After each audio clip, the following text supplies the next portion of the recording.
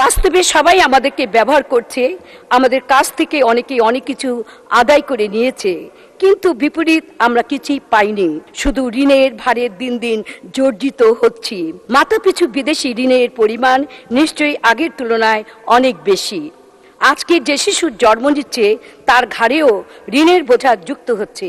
ফলে আমি মনে করি জাতি হিসেবে আমাদের আরও সতর্ক, সাহসী ও ঐক্যবদ্ধ হতে হবে। মাননীয় স্পিকার, বিশেষ করে আমরা যদি দেশের অভ্যন্তরে গণতান্ত্রিক চর্চা জোরদার করে গণতন্ত্রকে শক্তিশালী করতে না পারি, তাহলে ওরা আরও বেশি করে সুযোগ নেবে।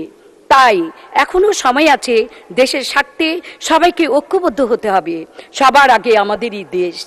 মাননীয় স্পিকার, সামনে তিস্তা প্রকল্প নিয়ে আমাদের বেশ কঠিন পরীক্ষা দিতে হবে। অনেকের নজর এখন তিস্তার দিকে।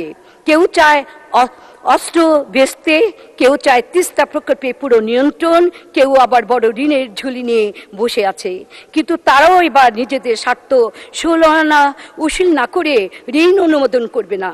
ওদিকে সবচেয়ে এখন বড় সমস্যা হলো ডলার সংকটের কারণে আমরা অনেকগুলো বিদেশি পাওনা বা দায় দেনা পরিশোধ করতে পারছি না। কারণ দিতে গেলে ডলার স্থিতি আরও নিচে নেমে আসবে, কিন্তু পাওনাদাররাও বসে নেই, ঘন ঘন তাগাদা দিচ্ছে। এর মধ্যে তারা পাওনা ডলারের জন্য চার্টার বিমানে ঘুরেও গেছে। ফলে পরিস্থিতি ভালো মনে হচ্ছে না। বর্গীরা সব চারিদিকে ফনা তুলে ঘোরাফেরা করছে। মাননীয় স্পিকার, এইসব বোঝার জন্য এখন আর অর্থনৈতিক কিংবা কূটনৈতিক বিশেষজ্ঞ হওয়া লাগে না। একজন সাধারণ মানুষও বুঝতে পারে এর অন্যতম কারণ স্মার্ট বাংলাদেশ। সবার হাতে হাতে প্রধানমন্ত্রীর মোবাইল ফোন আর ইন্টারনেট পৌঁছে দিয়েছেন। সেখানে ইউটিউব, ফেসবুক খুললেই সারা বিশ্বের তথ্য চলে আসে। এখন ঘরে বসেই সব খবর পাওয়া যায়। আর সবাই তো মিথ্যা কথা বলে না, অনেকে হাতে কলমে হিসেব কষে সব ফাঁস করে দিচ্ছে। তাছাড়া মানুষ সংসার চালাতে গিয়ে নিজেই হাল চাল সব বুঝতে পারছে। বাজেট তো 30 জুন পাস হয়ে যাবে, কিন্তু সমস্যা হলো এখন যেই মানুষগুলো 20,000 থেকে 50,000 আয় করেও মাস চালাতে হিমশিম খাচ্ছে, তার বাজেটের পর কি হবে? নির্ঘাত বাজেটের পর আরও কয়েক দফা দ্রব্যমূল্যের দাম বাড়বে, বেড়ে যাবে যে কোনো সেবার দাম। কিন্তু যার আয় বাড়ানোর সুযোগ বা সক্ষমতা নেই, তার কি হবে? বিশেষ করে যারা সাধারণ চাকরিজীবী, যাদের আয় বাড়ছে না, তাদের তো একেবারেই পথে বসতে হবে। ফলে আমরা যারা সংসদে আছি তাদের এই মানুষগুলোর কথা আমাদের ভাবতে হবে। এমনভাবে বাজেট দিতে হবে যাতে সাধারণ মানুষের উপর নতুন করে খরচের বোঝা না বাড়ে। মাননীয় স্পিকার, এমনিতেই আমাদের দেশের ফ্যাক্টরি বা শিল্প প্রতিষ্ঠান চালাতে প্রায় সবকিছু আমদানি করতে হয়। বেশিরভাগ শিল্পের কাঁচামাল বিদেশ থেকে আনতে হয়। সেখানে ডলারের দাম অনেক বেড়ে যাওয়ায় এখন শিল্পের উৎপাদন খরচ অনেক বেড়ে গেছে। কিন্তু এখন যদি সরকার আয় বাড়াতে সব চাপ দেয় শিল্পের উপর, তাহলে তা হবে চরম জুলুম। বরং আমি মনে করি রপ্তানিমুখী শিল্পের ভ্যাট ট্যাক্স আরও কমাতে হবে। বিশেষ করে যেসব দেশীয় শিল্প ভালো পারফরমেন্স করছে তাদেরকে নানাভাবে সাপোর্ট দিতে হবে। প্রয়োজনে ওইসব বিদেশি পণ্য আমদানি বন্ধ করে দিতে হবে। আমাদের পার্শ্ববর্তী বন্ধু প্রতিম দেশ ভারত কিন্তু দীর্ঘদিন বিদেশি পণ্য বর্জন করেছে, নিজেরা নিজেদের পণ্যে স্বয়ংসম্পূর্ণ হয়েছে।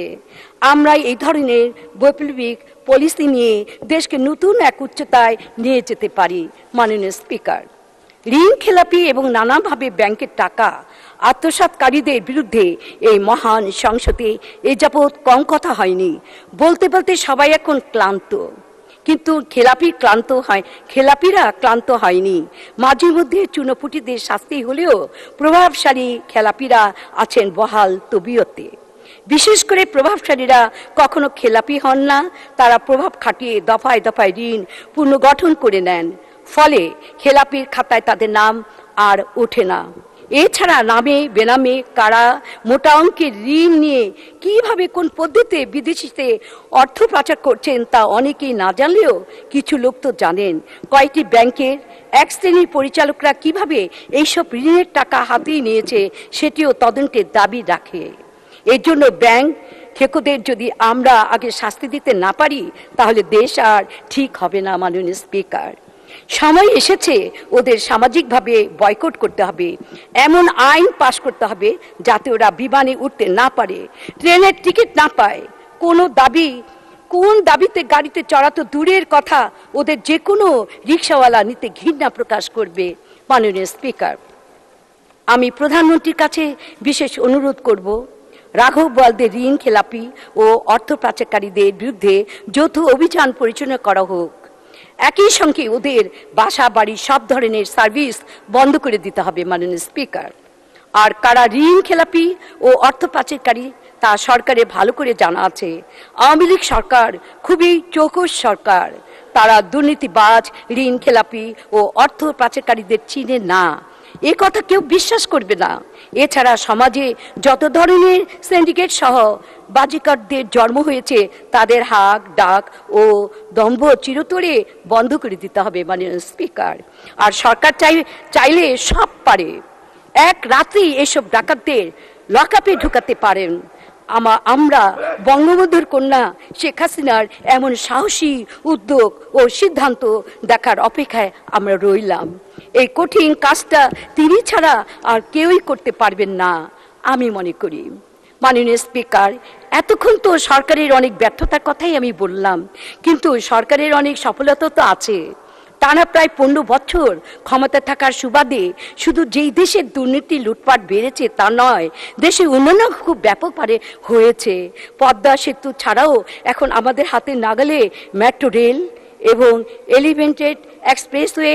মানুষ এখন পদ্মা সেতু দিয়ে দেশের এক প্রান্ত থেকে অন্য প্রান্তে খুব সহজে যেতে পারে।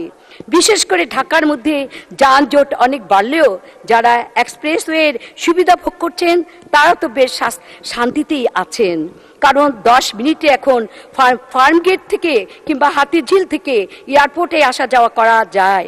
এইভাবে দেশ জুড়ে অবকাঠামোগত ব্যাপক উন্নয়ন হয়েছে, যার সফল মানুষ পাচ্ছে। তবে ঢাকা শহরকে এখনো আমরা সেইভাবে বিকেন্দ্রীকরণ করতে পারিনি। সরকার যদি 14 বছর আগে নারায়ণগঞ্জ থেকে রাজধানী ঢাকার উপর দিয়ে গাজীপুর এক্সপ্রেসওয়ে করার প্রকল্প হাতে নিতে পারত, তাহলে আজ ঢাকার উপর এত চাপ থাকতো না। ঘন ঘন ওভারপাস আর রাস্তার মাঝখানে ঘর তুলে উত্তরা থেকে গাজীপুর সড়কটাকে রীতিমতো নষ্ট করে ফেলা হয়েছে। বরং এখানে যদি শুরুতেই এলিভেটেড এক্সপ্রেসওয়ে করা যেত তাহলে মাত্র 20 মিনিটে গাজীপুর থেকে ঢাকা আসা যাওয়া করা সম্ভব হতো। মাননীয় স্পিকার, দেশে বিদ্যুৎ ও গ্যাসের সংকট রয়েছে, এ কথা সত্য। তারপর আমি বলবো, আমাদের মাননীয় বিদ্যুৎ প্রতিমন্ত্রী অনেক ভালো কাজ করেছেন। উনি একজন শিল্প বান্ধব প্রতিমন্ত্রী। শিল্প কারখানা নিয়েও বিচ্ছিন্ন বিদ্যুৎ সরবরাহের জন্য উনি দিন রাত পরিশ্রম করে যাচ্ছেন। তবে গ্রামের সাধারণ মানুষ বিদ্যুৎ কম পাচ্ছে। এই বিষয়ে মাননীয় প্রতিমন্ত্রীকে প্রয়োজনীয় ব্যবস্থা গ্রহণ করার জন্য আমি অনুরোধ করছি। যাই হোক, সব ভালো কাজ তো একদিনে হবে না, আর আমরা বিরোধী দলের সংসদ সদস্য হিসেবে জনস্বার্থে সরকারের গঠনমূলক সমালোচনা যেমন করতে চাই, তেমনি সরকারের ভালো কাজে প্রশংসা করতেও আমরা কার্পণ্য করব না।